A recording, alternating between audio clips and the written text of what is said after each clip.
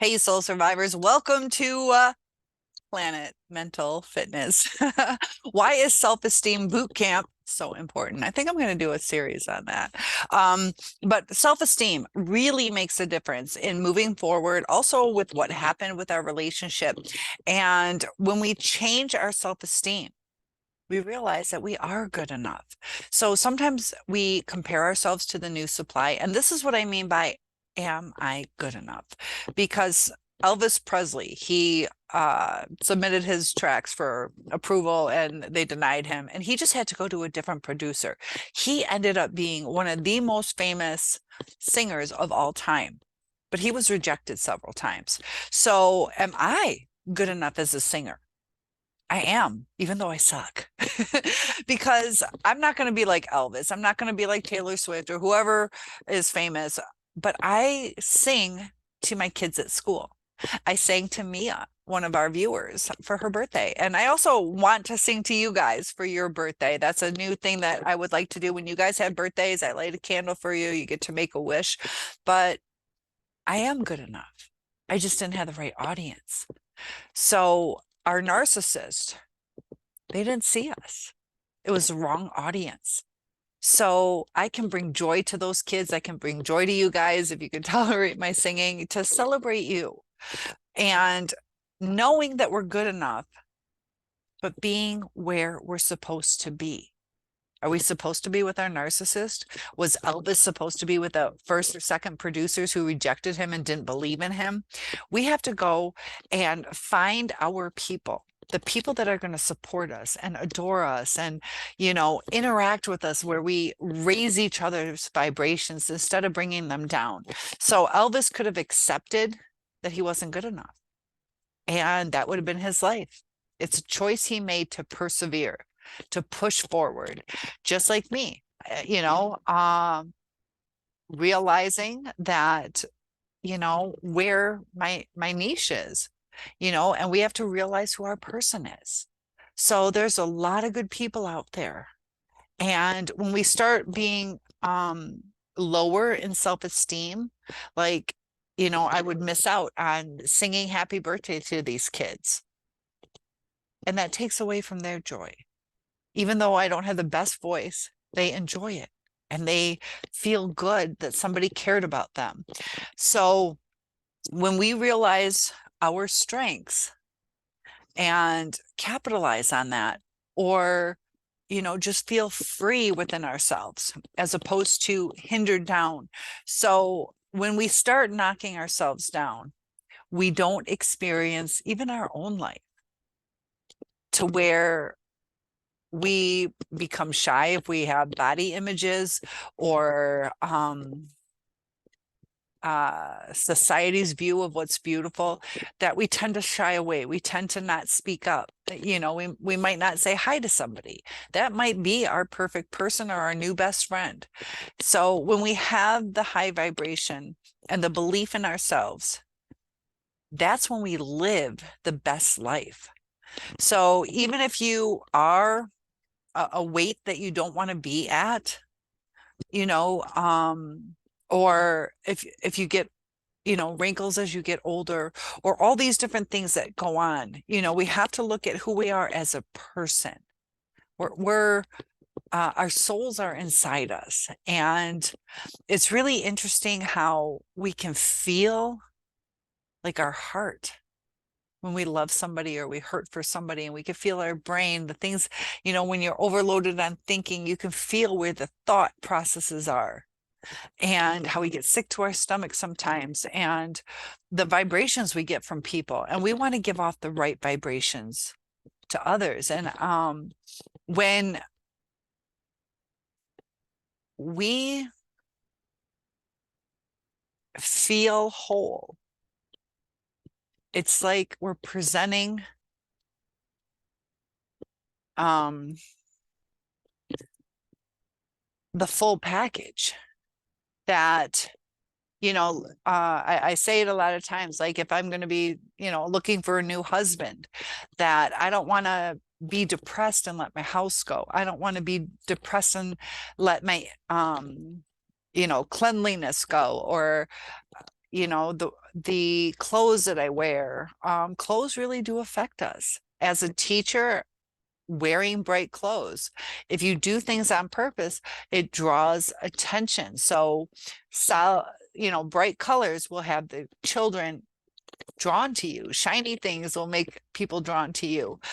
When you wear black, black can be slimming, but sometimes be careful how much black. Maybe put like red shoes or a little scarf or a little handkerchief in your suit pocket.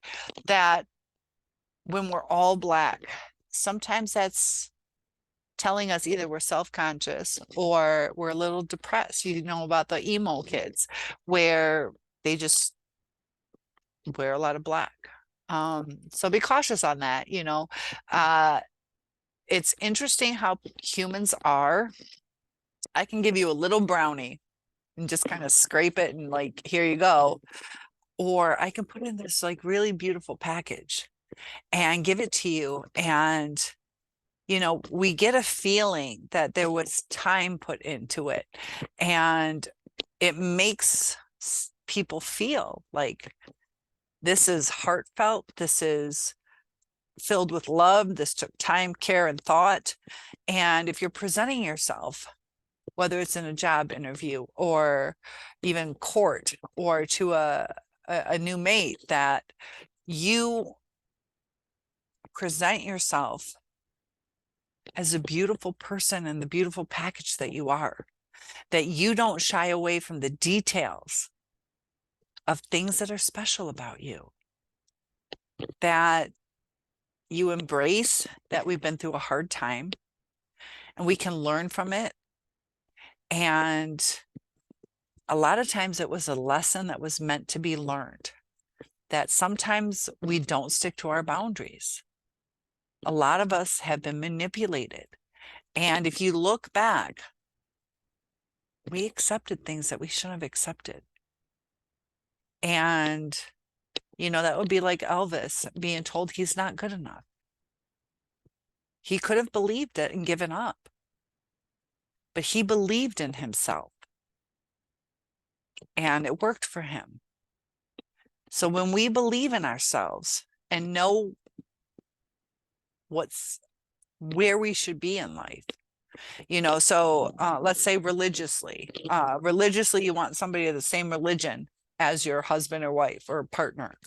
So if you are dabbling in the other stuff, mixed religions, you're never going to follow what is something that's important to you. And it can be something different, whatever works in your desires. But when you dabble in things, there can be resentment, there can be wasted time to where you're not finding the true person you're meant to be with. So that's why it's really important to understand what it is that you want. And this is just an example, everybody's different, but if you want somebody of the same religion, if that's what you want, that's a boundary. If it's important to you, know what is important to you before you move on. If you want somebody monogamous, then don't go for anything other than that. And a lot of times we just get caught up in the emotions that we forget what is important to us. There was a guy on Facebook who he does seem kind of needy. There's more going on. There's more going on with him. But he was like, I don't get it. I don't get it. Like a lot of girls won't date me because I smoke. And which, is fine. But, is that something that defines him? He could be a good person. But if that's hindering him from moving on, he either has to say, yeah, this is me, and accept the consequences of it, or look at it like, is it a healthy thing to do? Should he even be doing it? Is it good for him? Is he taking care of his body? So there's times we either overeat, undereat. I tanned way too much as a kid or teenager, but there's certain things that we do harm. and there are consequences of it. So we can either take good care of our body, which is supposed to be like a temple, and either accept the consequences, as far as, if you get tattoos. There's nothing wrong with getting tattoos if that's what you want to do, but there might be consequences of it. Certain, modeling agencies or certain jobs or the placement of where you put it, that people will judge. And it's just something you can accept and say, this is me, and there's nothing wrong with that. But when you're strong in who you are, if people judge you for certain things, they're not your people. They're just not your people. So you can fight to be with somebody who's not meant to be with you, or,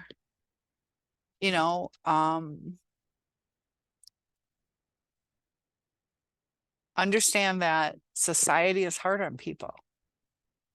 There is that pretty privilege. There's all these kind of things, but you have to be able to express yourself. And knowing who you are, knowing what is important to you, which sacrifices you're willing to make and aren't willing to make, that will guide you. And by loving yourself, you have to get to know yourself. You have to understand the consequences of certain choices we make. It'd be nice if it was a more forgiving world, but,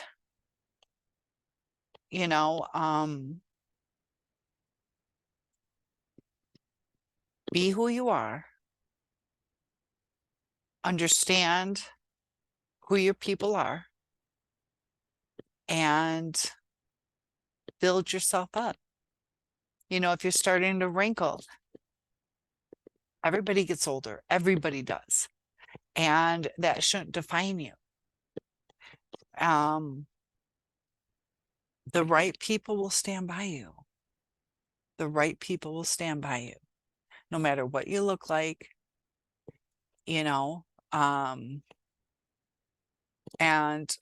when you deal with a narcissist, a lot of times they'll leave you in your lowest time, whether it's health issues, or if you get older, they're going to go to somebody younger, all these kind of things that we have to realize if we're going to, dabble with a narcissist, that nobody is perfect. And the narcissist needs to badger somebody so much to the point it like emotionally kills you.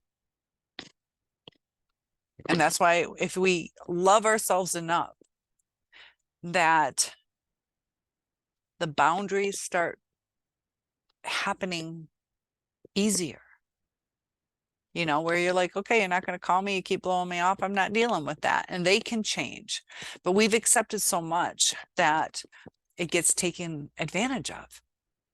And then we try harder, and it's just this terrible cycle of the narcissistic abuse that we're trying to love them. The more we love them, the worse it gets. So if we love ourselves and set our boundaries, and sometimes we have to lose people. Like Elvis could have held on to that producer and hounded them, and please listen, and I'll write another song, and what about this one? And eventually that producer is going to get irritated, or they're going to start to lie, yeah, I listened to it, it wasn't good. They don't even listen to it. That we're in the wrong realm. So start with yourself. The boundaries happen, and the future turns out the way it should. Please like and subscribe, share if this will help someone, and topic requests are welcome and appreciated. I'll see you soon.